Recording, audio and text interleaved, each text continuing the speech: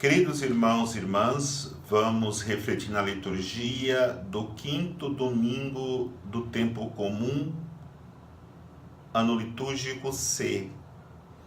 E a liturgia da palavra nos falará do chamado, da vocação que Deus faz para cada um de nós. E por isso é importante nós entendermos o que é esse chamado.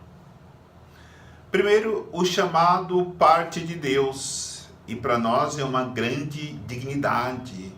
Esse Deus imenso, esse Deus santo, esse Deus infinito, olha para uma pessoa humana e chama para viver a vocação em uma missão que Ele preparou para nós. Exatamente isso que Deus faz com o profeta Isaías na primeira leitura. Chama, independente da capacidade, independente da santidade, independente da condição humana. Deus quer contar conosco e nos chama para uma vocação. Então, o primeiro passo no caminho da vocação é ser chamado por Deus. O segundo caminho é não colocarmos objeção. Precisamos nos purificar e saber se Deus chamou, Ele vai nos capacitar. Na história da salvação, encontramos muitos que foram chamados, procuraram colocar objeção ao chamado de Deus, mas Deus não voltou atrás. Moisés, quando foi chamado, disse que era gago e não poderia responder o chamado de Deus, mas Deus insistiu até que Moisés foi e realizou a grande missão de tirar o povo da escravidão do Egito. Deus chamou Jeremias. Jeremias também procurou esquivar-se, colocar objeção ao chamado de Deus, dizendo que ele era apenas uma criança, que era apenas um jovem, mas Deus insistiu e Jeremias acabou obedecendo e se tornou o grande profeta Jeremias. E hoje Deus chama Isaías, o profeta Isaías, que diz que é um homem impuro, incapacitado para a missão. A primeira coisa que Deus faz é dar a graça da purificação daqueles que se abrem à sua vontade. Então, vai dizer a primeira leitura que o anjo foi no altar, pegou uma brasa, colocou na boca de Isaías e assim ele foi purificado. E o terceiro caminho da vocação, do chamado, é responder sim a Deus. Foi isso que os grandes personagens da história da salvação responderam a Deus. Foi assim com Abraão, quando Deus fez uma proposta para ele deixar a terra e partir, ele respondeu sim e realizou a sua missão. Foi assim com Nossa Senhora, quando Deus fez a proposta para o seu chamado, ela disse: eis aqui a serva do Senhor, faça-se em mim segundo a sua palavra. Foi assim com Paulo no caminho de Damasco, ele abriu o coração e cumpriu a grande missão que nós conhecemos que ele realizou. E hoje o profeta Isaías disse: eis-me aqui, envia que eu vou.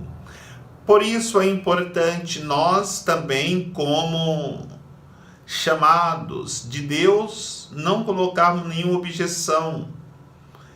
Muito pelo contrário, saber que por nós mesmos seríamos incapazes de realizar missão tão sublime em prol do reino de Deus. Mas Deus nos concede a sua graça, Deus nos concede a sua força, Deus nos concede o seu poder para que possamos viver a nossa missão e chegar nela ao êxito, porque é isso que Deus quer fazer de cada um de nós, desde que nós respondamos sim a esse chamado de Deus. E quando respondemos o chamado de Deus, nós vivemos a alegria de termos cada dia o encontro pessoal com Ele. São Paulo, na segunda leitura, vai dizer que os discípulos tiveram um encontro com o ressuscitado. Apareceu para Cefas, apareceu para Tiago, apareceu para um grupo de discípulos, depois apareceu para ele como um abortivo, porque ele tinha perseguido a igreja. Mas é importante nós entendermos, só quando respondemos ao chamado de Deus é que nós nos encontraremos com o ressuscitado. E se encontrar com o ressuscitado é encontrar-se com a nossa ressurreição, porque não é possível nós nos encontrarmos com o ressuscitado, ouvirmos o ressuscitado, caminharmos com o ressuscitado e não ressuscitarmos um dia com ele. Por isso, irmãos e irmãs, quem se encontra, quem conversa com o ressuscitado, pode ter a certeza que um dia chegará no paraíso. Porque entendamos a força da ressurreição de Jesus, que é tão forte que podemos fazer a comparação.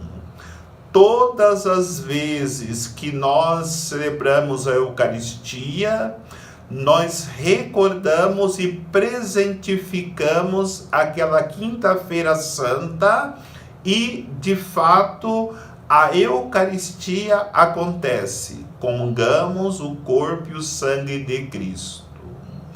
É a mesma realidade em relação à ressurreição de Cristo.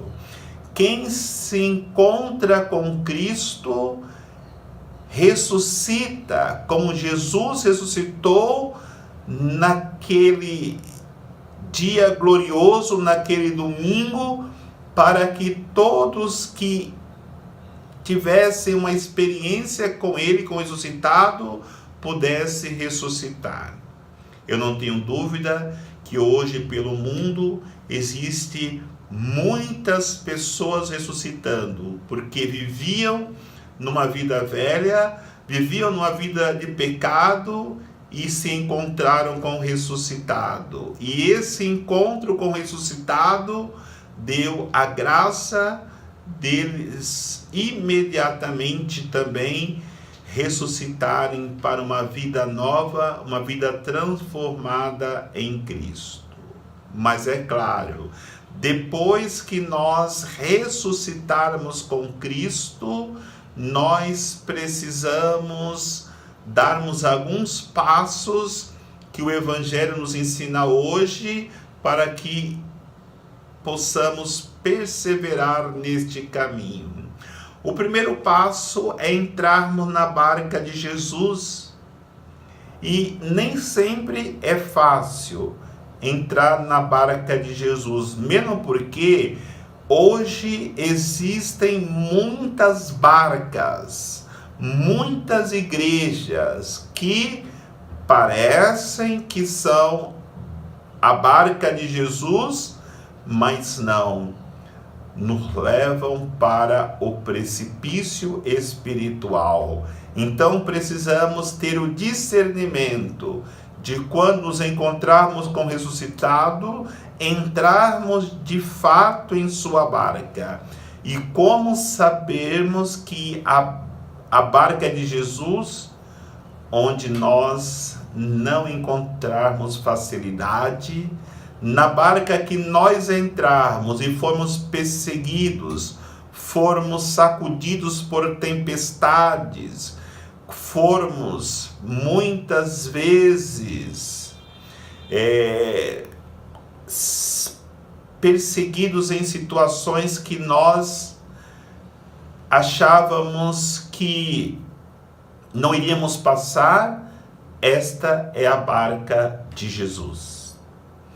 O segundo ensinamento que temos que colocarmos em prática é aquilo que Jesus diz para os seus discípulos, experientes pescadores. Pedro era mestre em pescaria.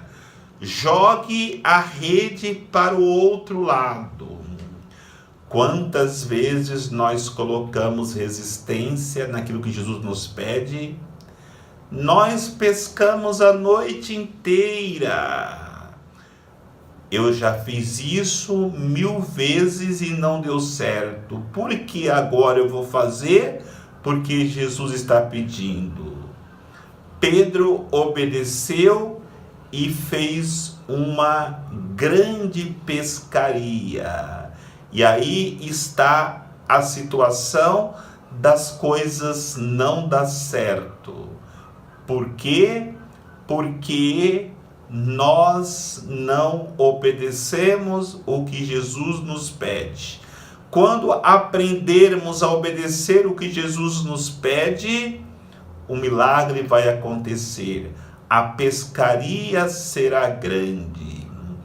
Outra realidade que temos que aprender é ver Jesus como Senhor. São Pedro disse, é o Senhor. Ele reconheceu Jesus no milagre, quando ele viu aquela abundância de peixe.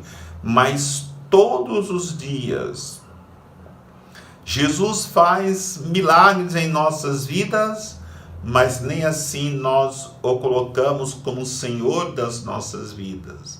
Só o fato de amanhecermos um novo dia com vida já é um milagre. E só quem pode conceder isso é o Senhor. Por isso, tenhamos tempo para nos colocarmos na presença do Senhor e adorá-lo. Sermos gratos por todos os benefícios que Ele tem nos concedido para que possamos cada vez mais encontrar nele a alegria de viver. E diante destas realidades, Pedro entendeu que sem Jesus não dá para ir para frente. Então, ele aceitou a proposta de Jesus, que agora pediu para que ele assumisse uma nova profissão. Serás pescador de homens, serás evangelizador, será aquele que continuará a minha missão depois que os homens me entregarem para ser crucificado. Eu ressuscitarei e darei para vocês força e poder para pescar muitas almas para o reino de Deus. Então, nós como pescadores, não vamos tirar o peixe do mar para matá-lo. Ao contrário da pescaria que nós fazemos, nós iremos pescá-los no mar tenebroso do mundo para colocá-los no aquário de Jesus. E ali ele será cuidado, ele será fortalecido, será alimentado com a palavra de Deus, com a Eucaristia, para que torne-se também um peixe grande e venha nos ajudar nesta nossa missão de anunciar o reino de Deus. Queridos irmãos, que Deus nos ensine cada dia mais a assumir nas nossas vidas a vocação, a missão que Deus nos confiou, para que possamos assim testemunharmos Jesus como Salvador da humanidade e proclamarmos com a nossa vida a chegada do reino de Deus através de Jesus Cristo. Que o Senhor nos abençoe, em nome do Pai, do Filho e do Espírito Santo. Amém.